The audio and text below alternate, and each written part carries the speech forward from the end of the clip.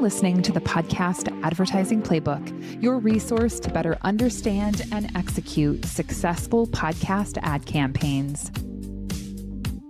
Hello and welcome to the Podcast Advertising Playbook. I'm your host, Heather Osgood. Today I'm joined by Mark Pafume. He is the VP of Sales and Customer Success at Podbean. Mark, welcome to the show. Hi, it's great to be here. Thank you. So, Mark, you have somewhat of a background in podcast advertising, but it's also kind of a newer industry for you. Tell us a little bit about how you got here. Yeah, it was a long and crooked road to get to podcasting. I think it is for a lot of people. I spent most of my career in various types of sales and sales process building, mostly in the oil field, actually. And then that kind of led through instability into some different industries. And eventually I saw an ad for this podcasting company, Podbean, and I was like, well, that sounds interesting. And I put it in and I had a great conversation with our founder and CEO. And here I am all those years later. Wow. Yeah. Oil to podcasting. That's definitely different. Yes. Yeah. I haven't found many that follow my path, but but hey, that's what makes it fun, right? yeah, for sure. So tell us a little bit about Podbean. I mean, I feel like I've been in the industry for 9 years now, and I don't remember Podbean not existing. I'm not sure how long the company's been around, but tell us a little bit about the company. Yeah, so it's been around really since the beginning, since 2006. I think there was Wow. one other podcast hosting platform that came to being about the same time. And we started up with the idea of podcasting should mirror kind of how a blog works. Everybody should be able to have a podcast like they have a blog. At the time, podcasting was even more decentralized than it is now. So if you wanted to have a podcast out on Apple, you managed it there and then separately on a different service. And so this need kind of had arisen for being able to centrally manage, and that's where we kind of started up. And so now as a hosting platform, there's a myriad of other ones that have come into the space since, but as a hosting platform, we then have the opportunity to help with monetization, with promotion, kind of all the other ancillary bits that go along with podcasting that we've grown through the years. Yeah, absolutely. So, we've been talking so much about video in the podcast space, which I always think is a little funny since we're in the audio space and we're talking so much about video. But I know recently at Podcast Movement in Chicago, you had a chance to do some speaking about kind of how the creator is approaching this audio video landscape. And I guess I'm just curious, do you feel like there was a pivotal moment when video became kind of a thing, or where does that fall for you? I don't know that I could point to the exact date, but I can say that between podcast movement evolutions of last year to podcast movement evolutions of this year, the narrative had clearly developed that what is a podcast as being an audio first medium and as kind of being clearly defined in the old traditional ways had really started to come into question. So we started to see consumption patterns that really started to shift over towards video. Video podcasting itself has been around for, I should have a good number of years to give you specifically. Many years. I'd say in the last 5 years anyway. It was newer to the space, but we, Podbean offers the ability to push out video podcasts. And of course, Spotify really was a pioneer in that space from the more traditional podcasting side. And Apple has recently, within those last few years, adopted video podcasting as a platform. But interestingly, where we really saw the boom is not inside of those spaces at all, but actually inside of YouTube and the kind of the ancillary ecosystem that goes along with that. So I would say video podcasting has really come into its own in the last 1 to 2 years, and that's really been audience driven. I think all of the industry side drive had led up to that, but really hadn't seen the adoption that we just kind of saw with the organic move towards YouTube. Yeah. I don't know if you know Rob Greenlee, but I was chatting with him the other day and we were talking a little bit about video. And he reminded me, which I had totally forgotten, that Apple had video for a very, very long time. And when I was listening in 2015, you could choose if you wanted to watch the podcast or if you wanted to listen to it on Apple. Like Apple had that as a choice. So it really has been around for a long time. But then at some point, Apple stopped and pulled back on video. And I think that in kind of to your point, like YouTube is certainly the platform where I see the most traction for video. And I mean, it obviously makes so much sense because the audience is massive on YouTube. And I think that the other piece of YouTube that really is very helpful for us, that we as an industry have kind of really struggled with for a long time, is this discoverability piece, Yeah. right? Because it just, I don't know why it is so difficult to find podcasts, but it really isn't easy. And I would say, that has been my experience, even as someone who I kind of classify myself as a veteran podcast listener, right? Like it's hard sometimes to find the shows that I feel like are be a show that's going to kind of fit the type of content that I want to listen to. How do you feel that video has really kind of changed that discoverability piece? I think really that's where video has made the biggest impact in the industry as a whole. As you mentioned, it's a pain point on the listener side. It's also a pain point on the producer side to be able to just get Hmm. a discovery strategy that actually works.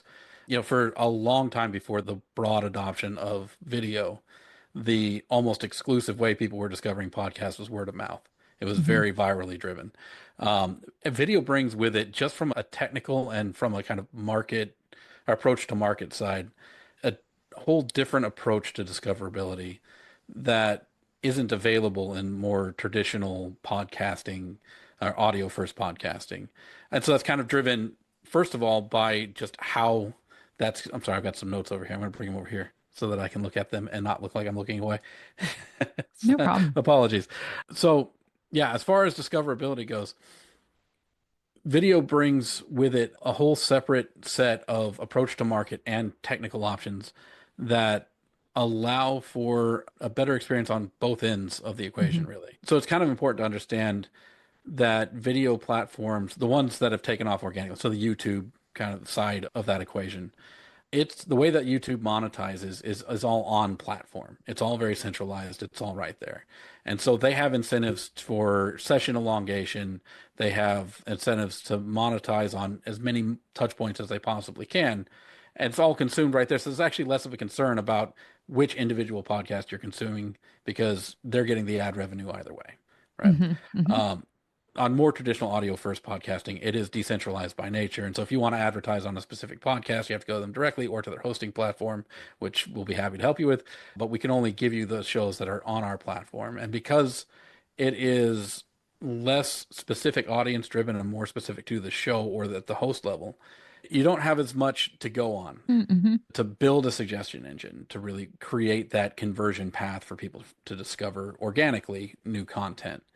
And so one of the things that I discovered when I was researching for that session at PME is, yeah, 76% of respondents in an Amplify Media survey showed that they preferred video for discovery over audio. And I think a lot of that, as we dug in deeper and see the consumption patterns that exist in that space, are driven by algorithmic presentation, right? So it's the idea of I've got some kind of algorithmic suggestion engine that is real time and keeps me moving forward. And that's what Hmm. video platforms are built at their heart to do because they're built Hmm. to keep you on the platform as long as possible.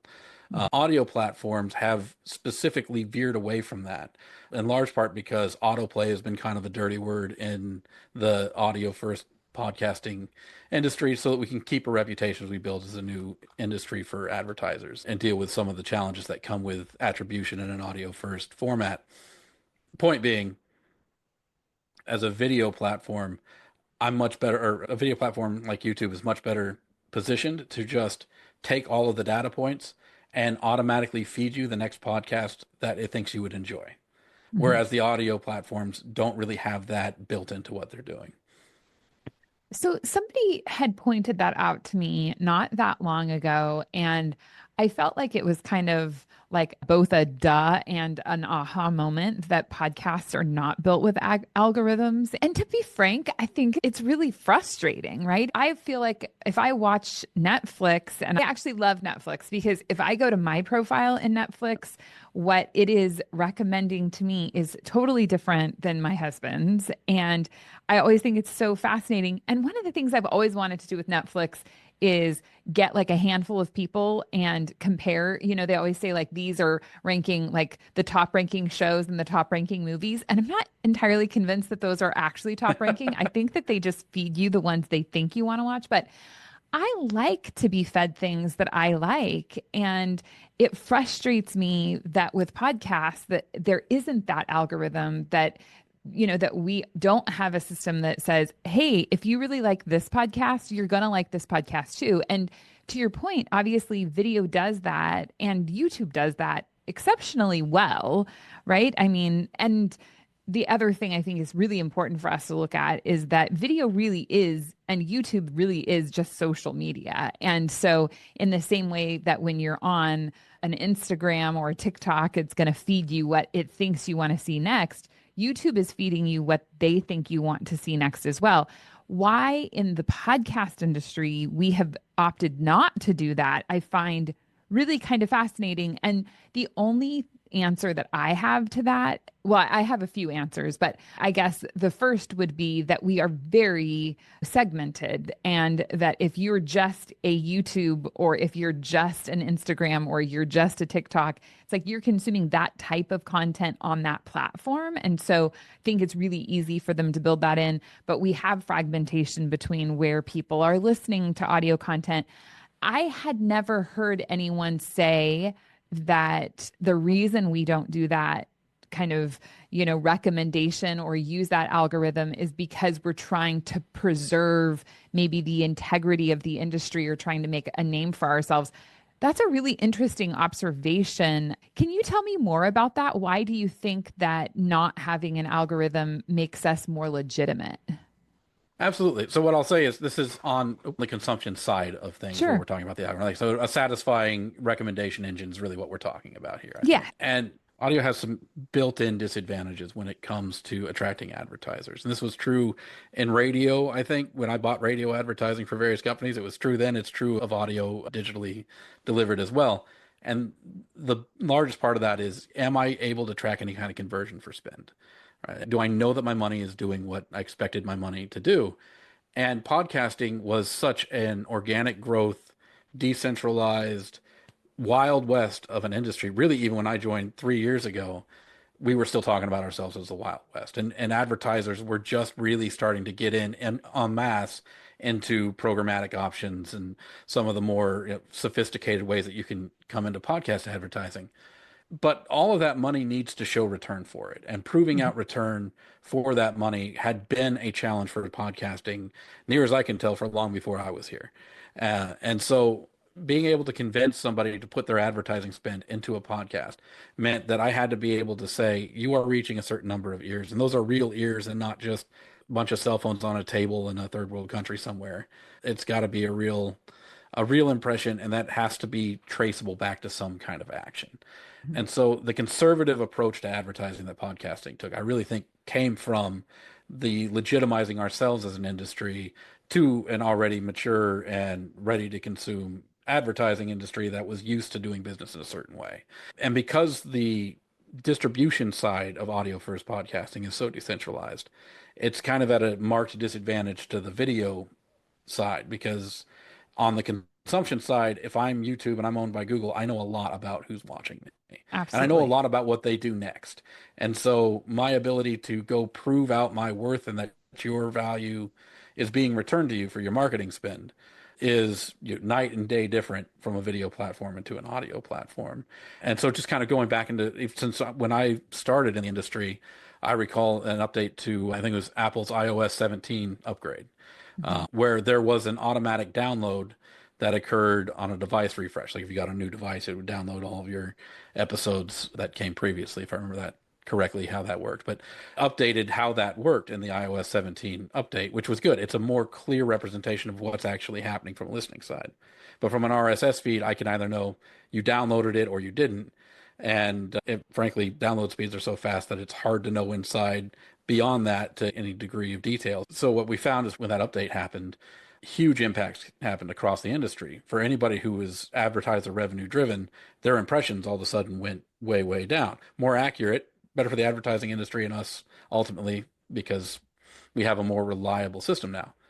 But those kinds of shakes kind of early and as we grow, they keep us to the conservative side of the market, I think, to say, from an audio space, this is what I can tell you, and I can tell you to the highest degree of confidence that's going to push me without any kind of triangulating information to just stay away from anything that looks like I'm going to deliver content that's not actually going to meet a human set of ears.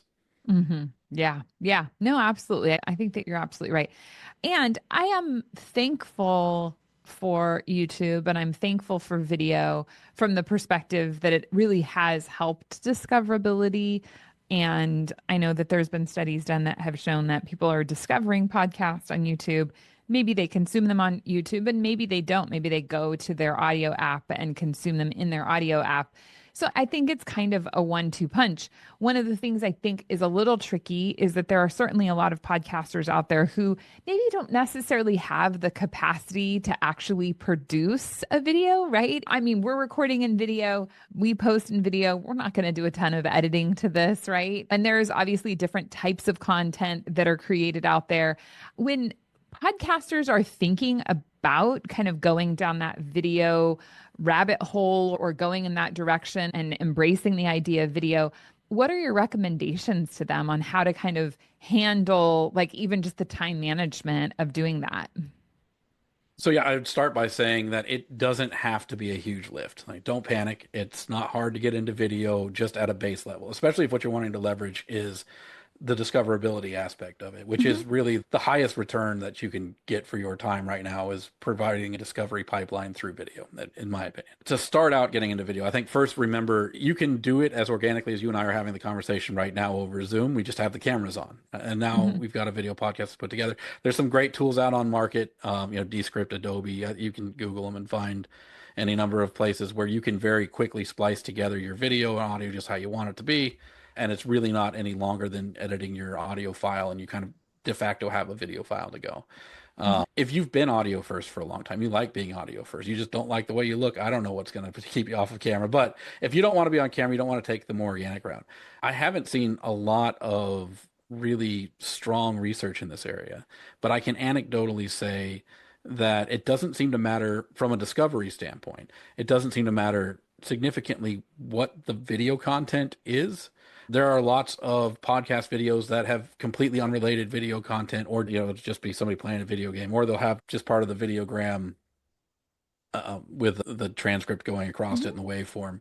The things that make video powerful for podcasters in as a discovery medium aren't really actually tied to the pictures that are being displayed on the screen. They're tied to the metadata and the approach and the extra engagement that's available to you through that. So more important than what's on your screen is to make sure that you're formatting your metadata correctly and your keywords so that whoever it is you want to discover you is going to type in some word, figure out what those words Mm-hmm. are, and then just layer every content or every piece of content of your video with that, right? And you can have whatever you want on the screen, quite frankly, if you've got the right details in that metadata and in your title, your description. Chapter markers is a big one because it's not as available, especially across platform with audio first.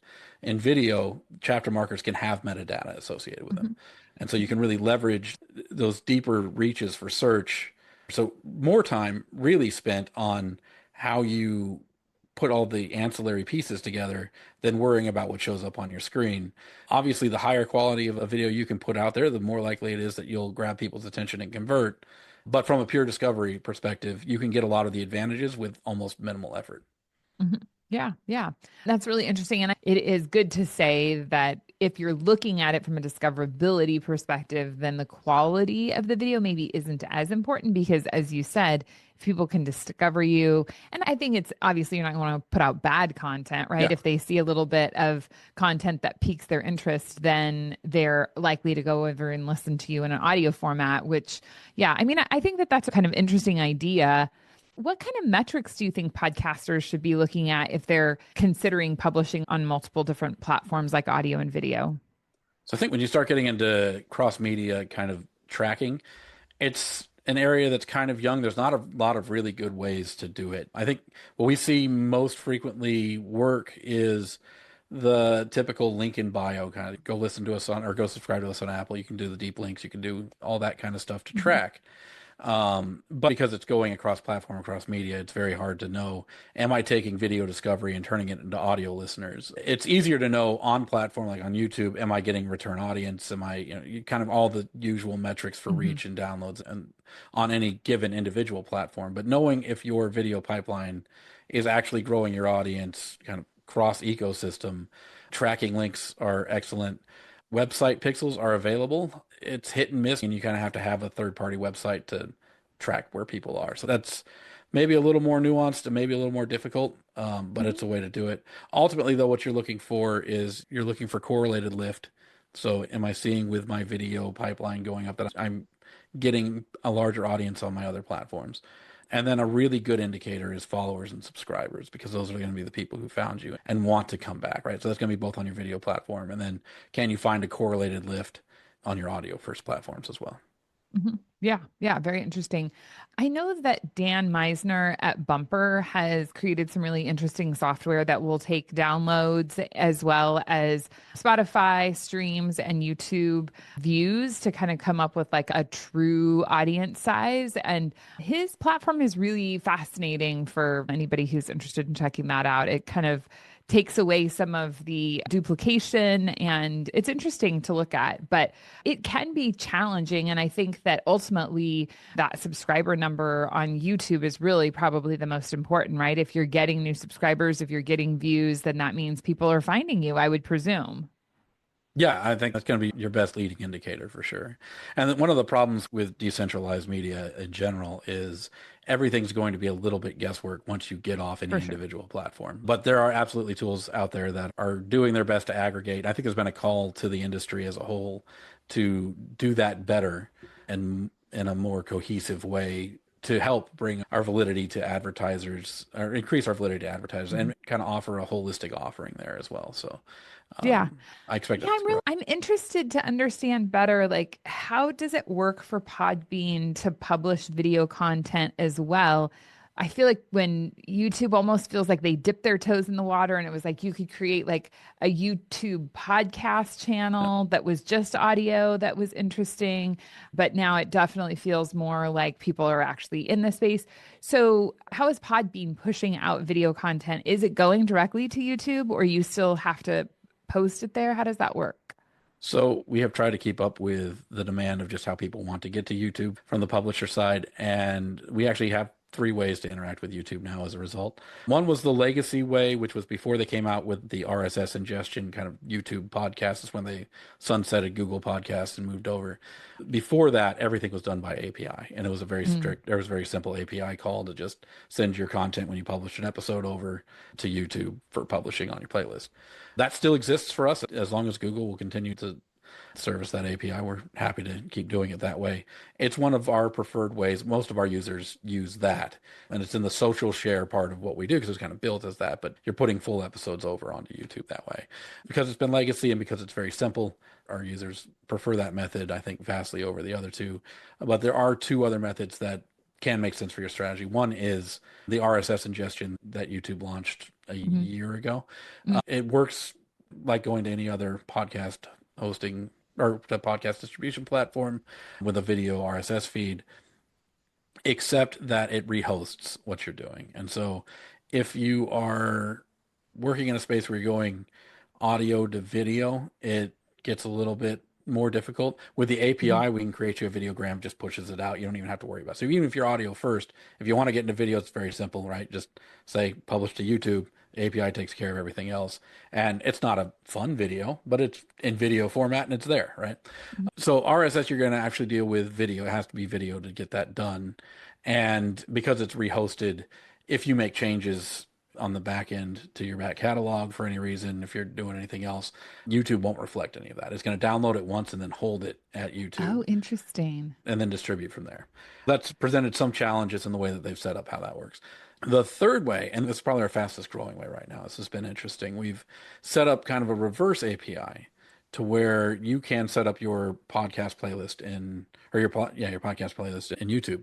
And as you do that, we can take your podcast from YouTube, bring it into Podbean, and then distribute it as a podcast, either audio. We can strip the audio and distribute it as an audio podcast which makes a lot of sense in a lot of regards for people because you kind of get that secondary consumption pattern where now I'm listening to it on my runs or doing whatever, so I'm not looking at my screen.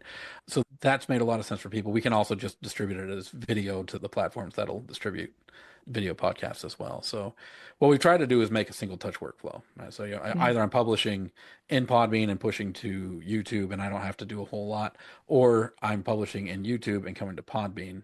But as we mentioned from the discoverability standpoint, there is some advantage to going to YouTube and publishing then to Podbean automatically because I can put all of that extra metadata, all that extra kind of hooks to grab our discovery algorithms there as opposed to doing it in Podbean, pushing it, and then go doing it. It's kind of a secondary touch the other way.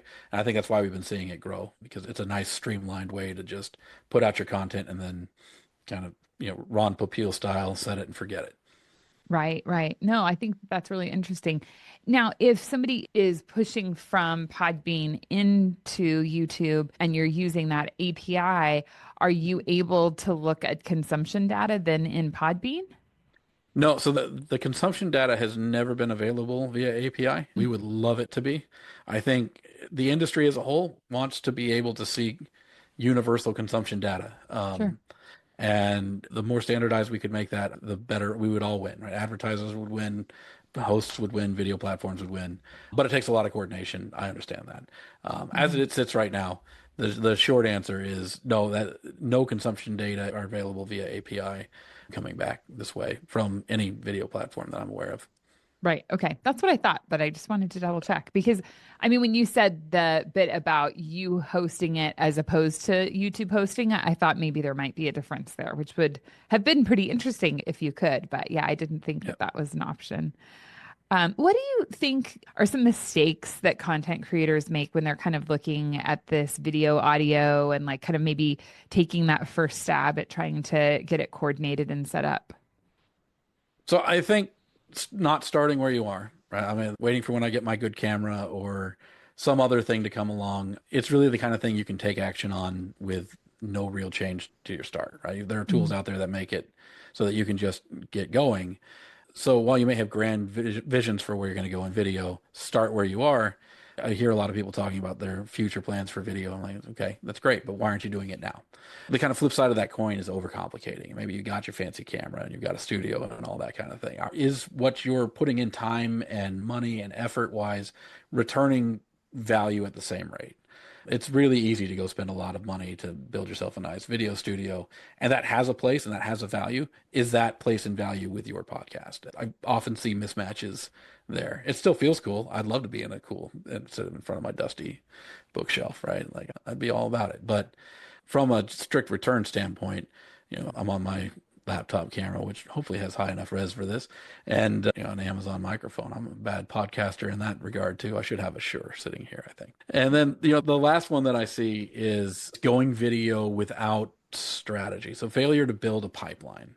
Video as a conversion pipeline is where video gleans most of its value. And so we haven't talked a lot about the short form side of video, but it has a place and it kind of branches naturally off of the long form video of creating a discovery pipeline that's now it's the same algorithmically driven, right? So it's a great discovery path, and it has the ability to bring extra engagement in. So YouTube has its own shorts, and it does it.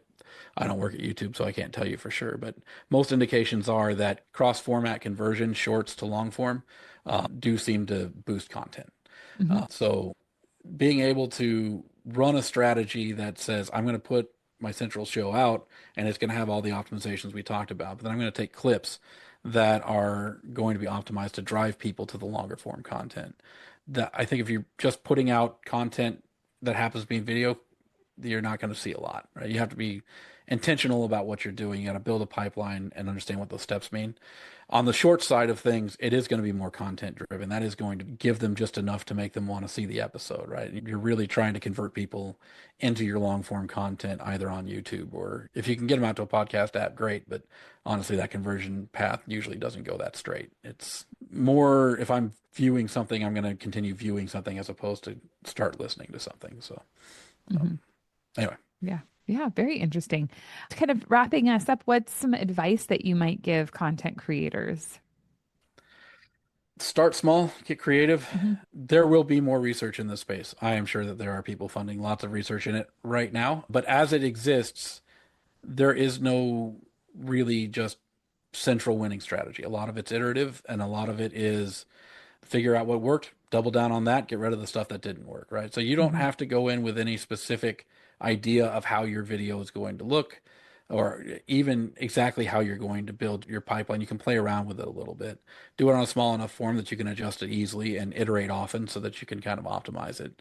And I think that's kind of where to start, but definitely have a strategy and be thinking about it as a conversion pipeline as opposed to just another method of distribution.